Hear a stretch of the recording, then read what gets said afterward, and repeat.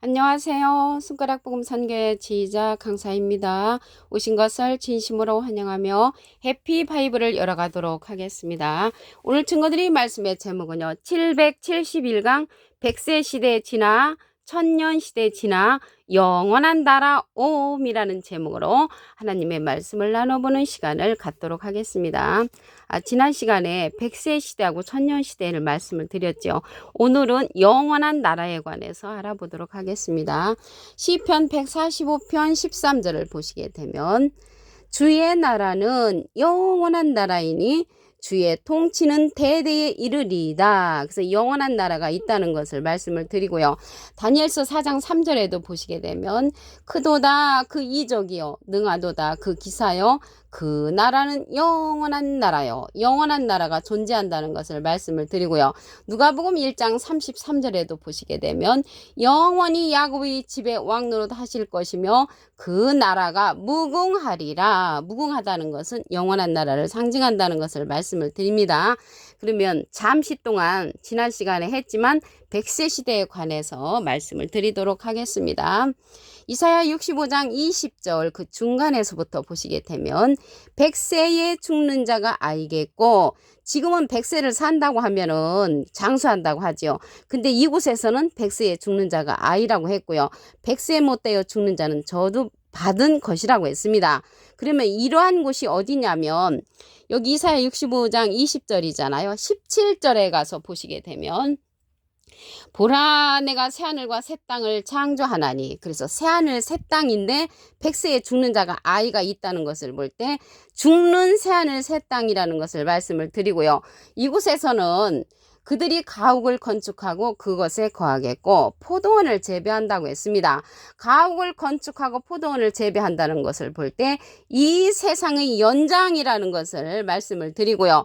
100세 죽는 자가 아이뿐만 아니라 인간의 수명이 나무의 수완과 같다고 했습니다. 그래서 나무의 수완과 같이 오래 사는 그러한 천년 시대가 있다는 것을 말씀을 드렸습니다.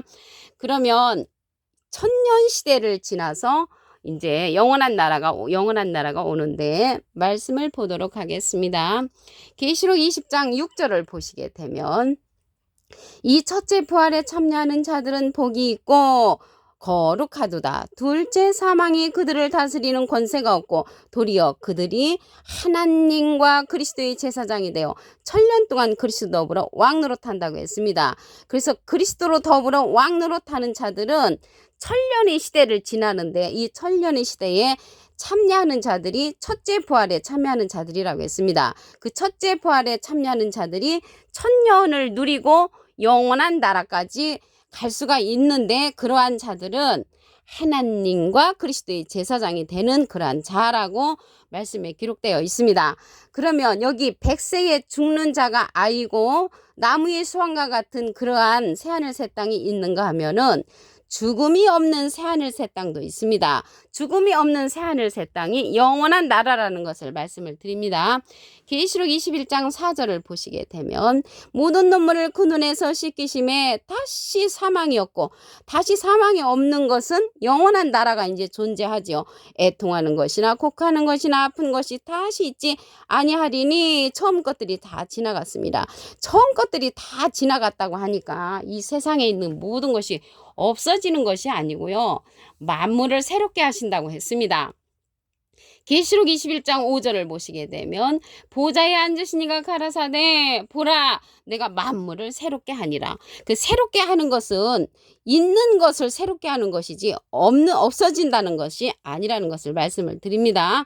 계시록 여기 21장 4절에 가서 보니까 다시 사망이 없는 곳이 이곳도 이제 새하늘 새 땅인데 영원한 나라입니다.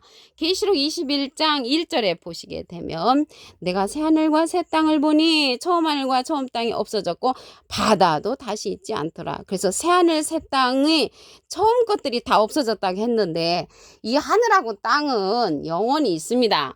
전도서 1장 4절에 보시게 되면 하늘과 땅은 영원히 있고요. 이러한 영원히 있는 그런 땅 가운데 새롭게 되는 그러한 세상이라고 마태복음 19장 28절에도 기록되어 있습니다. 만물을 새롭게 하시는 거나 세상이 새롭게 되는 것은 같은 내용이라는 것을 말씀을 드리고요. 그러면 이렇게 우리가 새롭게 되는, 다시 사망이 없고 애통하는 것이 없는 영원한 나라에 갈 수 있는 그러한 자들은 새로운 사람들이 들어가겠죠. 그 새로운 사람들은 어떠한 자들이냐면 예수님께서 또 다른 보혜사를 우리에게 보내주심으로 보낸 자를 믿는 것이 하나님의 일이라고 했잖아요. 그래서 이 시대는 또 다른 보혜사의 말씀을 듣는 자가 영원한 나라에 거할 수 있다는 것을 말씀을 드립니다. 요한복음 14장 16절을 보시게 되면 내가 아버지께 구하겠으니 예수님이 하나님께 부탁을 해서 그가 또 다른 보혜사를 너에게 주사 영원토록 너희와 함께 있게 하시리니 저는 진리의 영이라고 했습니다. 예수님도 보혜사시잖아요. 예수님도 보혜사신데 예수님이 하나님께 부탁해서 보내는 그 보혜사는 또 다른 보혜사, 또 다른 보혜사가 붙었다는 것을 말씀을 드리고요. 이 또 다른 보혜사는 영원토록 우리와 함께하는 그러한 또 다른 보혜사라고 했습니다. 영원토록은 영원한 나라에 함께 거하는 그러한 자가 된다는 것을 말씀을 드리고요. 진리의 영이라고 했습니다.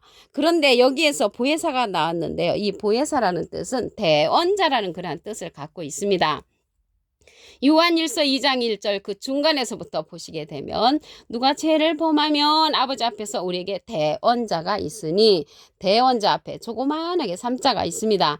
관조 성경 해석란에 보시게 되면 보혜사라고 기록되어 있습니다.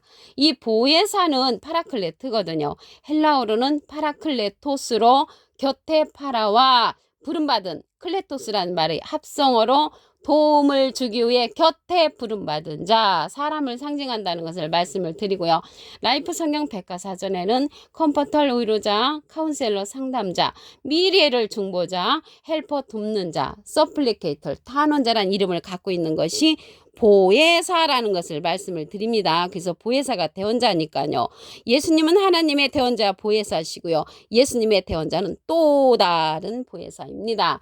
이 또 다른 보혜사는 진리의 성령으로서 예수님을 증거한다고 했습니다. 요한복음 15장 26절에 보시게 되면 내가 아버지께로서 너희에게 보낼 보혜사에게 또 다른 보혜사라고 말씀드렸습니다. 곧 아버지께로서 나오시는 진리의 성령이 오실 때 그가 나를 증거하실 것이요. 진리의 성령으로서 예수님을 증거하는 자는 또 다른 보혜사라는 것을 말씀을 드리고요. 예수님의 이름으로 보내는 성령이 보혜사 성령이라고 했습니다. 요한복음 14장 26절에 보시게 되면 보혜사 곧 아버지께서 내 이름으로 보내실 성령 그가 너에게 모든 것을 가르치시고 내가 너에게 말한 모든 것을 생각나게 한다고 했습니다. 그래서 이 보혜사 성령은 가르치는 성령이기 때문에 우리가 가르침을 받아야만이 영원한 나라에 들어갈 수 있는 길을 인도함을 받을 수 있다는 것을 말씀을 드립니다. 진리의 성령이라고 했잖아요. 진리의 영은 진리의 성령인데 증거하는 이가 있다고 했습니다. 요한일서 5장 7절을 보시게 되면 증거하는 이는 성령이시니 성령은 진리니라. 그래서 이 진리의 성령은 증거하는 이가 있는데 누가 증거하냐면 또 다른 보혜사가 증거함으로 영원한 나라에 인도한다는 것을 말씀을 드립니다. 오늘 100세 시대 지나 천년 시대 지나 영원한 나라에 관해서 다시 한번 말씀을 보도록 하겠습니다. 시편 143편 145편 13절을 보시면 주의 나라는 영원한 나라이니 주의 통치는 대대 이르리로다. 이 영원한 나라를 다니엘서 2장 44절에 보시게 되면 하늘의 하나님이 한 나라를 세우시는데 영원히 망하지도 아니할 것이요 영원히 서는 나라를 세우신다고 말씀에 기록되어 있습니다. 그러면 100세 시대는 잠시 말씀을 보도록 하겠습니다. 이사야 65장 20절에 보시게 되면 100세에 죽는 자가 아이겠고 이거는 아까 말씀드렸죠. 새하늘 새 땅인데 죽음이 있는 새하늘 새 땅이고요. 우리는 영원한 나라로 가는 것이 중점이잖아요. 그래서 영원한 나라는 이곳에는 다시 사망이 없는 그러한 곳입니다. 계시록 21장 4절에 보시게 되면 모든 눈물을 그 눈에서 씻기심에 다시 사망이 없고 애통하는 것이나 곡하는 것이나 아픈 것이 다시 있지 아니니 처음 것들이 다 지나갔습니다. 처음 것들이 다 지나갔다고 하니까 저 하늘하고 땅이 없어지는 것이 아닙니다. 땅은 영원히 있다고 했습니다. 전도서 1장 4절에 보시게 되면 그러면 영원히 없어지지 않는 이러한 새하늘과 새 땅이 새롭게 되는 것을 말하고 있습니다. 계시록 21장 5절에 보시게 되면 보좌에 앉으신 이가 가라사대 보라 내가 만물을 새롭게 하노라. 그래서 만물을 새롭게 하는 그러한 자들이 영원한 나라에 들어갈 수가 있습니다. 그러면 이 영원한 나라에 들어갈 수 있는데 어떤 자들이 가냐면 첫째 부활에 참여하는 자들이라고 했습니다. 계시록 20장 6절에 보시게 되면 이 첫째 부활에 참여하는 자들은 복이 있고 거룩하도다. 둘째 사망이 그들을 다스리는 권세가 없고 도리어 그들이 하나님과 그리스도의 제사장이 되어 1000년 동안 그리스도로 더불어 왕노릇 한다고 했습니다. 이러한 자들이 천세를 지나서 첫째 부활에 참여하는 자들이 영원한 나라까지 갈 수가 있습니다.